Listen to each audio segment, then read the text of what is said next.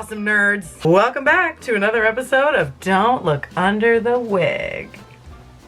Today we're going to do something a little different. And we talk about wigs all the time and you guys have seen a few, but I have so many wigs. Like, so many wigs. So, I'm going to showcase a bunch of my wigs, going through the alphabet and teaching you hopefully some new and old musical words, opera words. Please enjoy. First things first. Ooh, quick glam. A bold wing, but you know, we're just hanging out.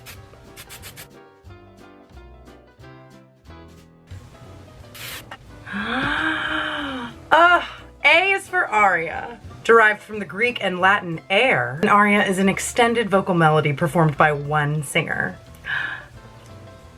B is for bel canto. It literally translates to beautiful singing, a lyrical style that emphasizes beautiful tone, masterful vocal technique. C is for coloratura, elaborate vocal music that requires the singers to brilliantly execute very difficult technical passages. Scales, trills, or anything else that might embellish the vocal passage. It was so hard for me not to be like, C is for cookie. D is for diva, literally meaning goddess, referring to a very important female opera star, sometimes called a prima donna or first lady. E is for Emmanuel Villaume, music director and conductor for the Dallas Opera. F is for forte, as in loud, but not really loud, because that would be fortissimo, or really, really loud, like fortissimo. Y'all, G is for grand opera, an opera that is entirely sung, with no spoken dialogue. Epic large casts and orchestra, spectacular sets, costumes, and effects. H is for Helden, a prefix meaning heroic, applied to different types of voices, but usually a tenor. I is for intermission, the break in between acts in a performance where you can get up, stretch your legs, and grab a glass of wine, or some candy. J is for jazz. Jazz. Oh, sorry. K is for key change. You know, like, and I don't. You know what I'm talking about. A key change is when you're in one key and then you change usually half a step, whole step up to another key. Like in And I Will Always Love You, which was what that was. Don't worry about it. L is for libretto. It means little book in Italian. The word for the words to an opera. The book of all the words to an opera. M is for marking. To sing softly or not at full voice. Dancers do marking as well. It means not going all out. You can do this in a dress rehearsal to save your voice for the actual performance. You just mark it. Yeah. N is for Nachtmusik, as in like Eine kleine Nachtmusik by Mozart. You get it. Oh my gosh, I forgot to say that Nachtmusik stands for night music. Eine kleine Nachtmusik means a little night music. Alright, okay, continue. Okay, O is for operetta. It means little opera, and it is light opera in terms of music, and it includes spoken dialogue. These are usually a little shorter. P is for my dog, Penny.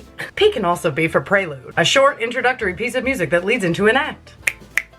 Q is for quarter tone. A quarter tone is half of a half tone, or half of a half step. It's in between. So think of a piano as white, and a black key is a half step, up or down. Quarter tone would be in between there. What? R is for recitative. Recitative. It's a type of music when the singer sort of adopts normal speech. It's accompanied by light orchestra. Think like spoken word, poetry, and hip hop. S is for supertitles. A translation, often in English, of what is being sung projected onto a screen above the stage. This is definitely a weird one. T is for tessitura. It's Italian for weaving or texture, the range within which a singer can perform comfortably without straining. It's also a major ticketing software that every big arts org uses. U is for upstage. Upstage, as opposed to downstage, is in the furthest back part of the stage, furthest away from the audience. Downstage is much closer to the audience. And upstage is way back here. V is for vibrato. It's the shaky part in a held note. A gentle vibration. It adds warmth, tone, and expressiveness. It was very hard for me to find a W word, but I landed on washboard, which is like an old-timey washer laundry board, but you can also like play music on it. A washboard. W is for washboard. Oh my god, wait, why didn't I do W for Wolfgang?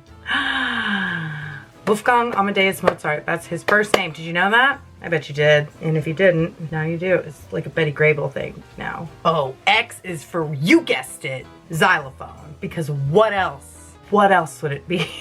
Y is for yodel. I can't do it, but it's a vocal technique where you can flip in your vocal folds. Ooh. There's a whole marionette scene in Sound of Music. Check it out. Oh my goodness, and last but not least, it's a German word, so just be easy with me. Zwischenspiel. Zwischenspiel. It means interlude, and that's a pretty good Z word. All right, woo! I hope you enjoyed my ABCs. Hey, I hope you guys liked all my wigs. 26 of them, I guess, and there is still more down here. So thank you again for joining me on another episode of Don't Look Under the Wig, where we looked under many wigs. You guys are great. See you next time.